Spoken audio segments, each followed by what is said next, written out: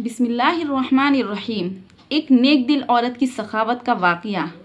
हमारे इस ज़िले में फैसल आबाद रोड पर एक गांव में एक नेक खातून रहती थी। वो बहुत ज़्यादा सखिया थी। वो इतनी नेक दिल, इतनी मेहमान नवाज और इस कदर गरीबों पर खर्च करने वाली थी कि लोग उसे हातिम ताई की बेटी कहते थे। वो गांव सड़क के करीब ही था। पहले तो कोई मुस्तकिल बस स्टॉप न था, मगर देहाती लोगों की आमद और रफ्त की वजह से आहिस्ता आहिस्ता सड़क के ऊपर बस स्टॉप बन गया। अंदर के इलाकों के देहाती लोग 5-10 मील चलकर वहां आते कि हम खरीदो फरोख्त के लिए बस पर बैठकर शहर को जाएंगे। कभी कभी ऐसा होता कि बस का वक्त खत्म हो जाता तो उन बेचारों के पास वहां रहने के लिए कोई इंतजाम न था। वो इसी हाल में बैठकर रात गुजारते थे, भूखे प्यासे रहते थे। अगर औरतें साथ होती तो और भी ज्यादा परेशानी होती थी। इस खातून ने महसूस किया कि यहाँ तो उनके लिए कोई बंदोबस्त होना चाहिए। चुनाचे उसने अपने खाविन से कहा, क्यों ना हम लोगों की सहूलियत के लिए एक मेहमान खाना बनवा दें, ताकि वो लोग जो रात को आगे या पीछे नहीं जा सकते वो आसानी से रात गुजार सकें और अगले दिन अपने काम के लिए रवाना हो जाया करें। खाविंद को ये बात पसंद आई। चुनाचे उसने मेहमान खाना बनवाया और एक आदमी रखकर उनके लिए खाना पकाने का बंदोबस्त भी कर लिया। उनके लिए खाना पकाने का बंदोबस्त कर दिया। अब लोग आने जाने लगे और जो आगे पीछे नहीं जा सकते थे वो रात के वक्त वहीं खाना खाकर और आराम से सो जाते थे। फिर रात गुजर कर अपने काम के लिए चले जाते। उनमें से कई लोग तिबलीस इबलीस की वजह से खैर ख्वाह भी बन जाते थे। चुनाचे एक खैर ख्वाह ने उसके खाविंद को ये मशवरा दिया कि आपकी बीवी आपको कंगाल कर देगी। रोजाना इतना इतना पकता है और फालतू लोग आकर खाते हैं। ऐसी सखावत का क्या फायदा।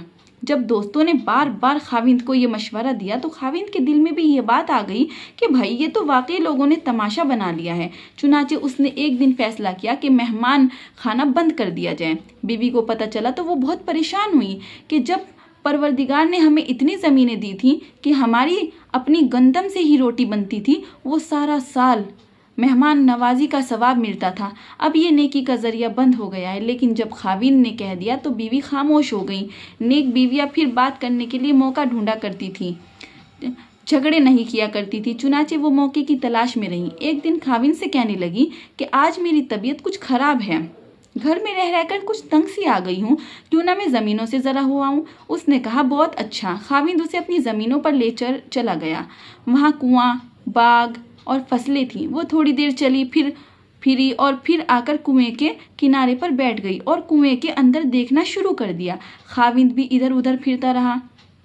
काफी देर के बाद कहने लगा, नेक बख्त, चलें, देर हो रही है। कहने लगी, बस चलते हैं। फिर कुएं के अंदर दोबारा झांकना शुरू कर दिया। थोड़ी देर बाद उसने फिर कहा। वो फिर जवाब में कहने लगी, अच्छा अभी चलते हैं, और फिर कुएं के अंदर देखने लगी। बिलाखिर खाविन ने कहा कि खुदा की बंदी, कुएं में क्या देख रही हो।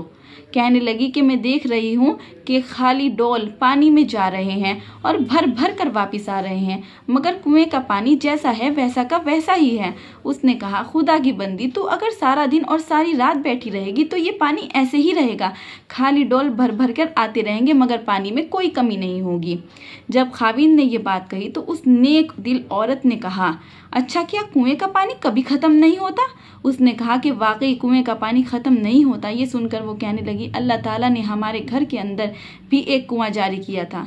लोग खाली पेट आते थे और पेट का डोल भरकर जाते थे। तुम्हें क्यों डर हुआ कि अल्लाह ताला तुम्हारे इस कुएं के पानी को खत्म कर देगा। बीवी की ये बात सुनकर खाविन के दिल पर ऐसी चोट लगी कि कहने लगा, मैं मेहमान खाने को दोबारा जारी करता हूँ। चुनाचे वो खातून जब तक जिंदा रही इस इलाके में वो मेहमान खाना इसी तरह जारी रहा। जब अल्लाह ताला हमें कुछ देता है और हम उसमें से खर्च करते हैं, इसका मतलब ये नहीं कि वो ख़त्म हो जाएगा। जितना हम खर्च करेंगे अल्लाह ताला हमें उससे ज़्यादा नवाजेगा।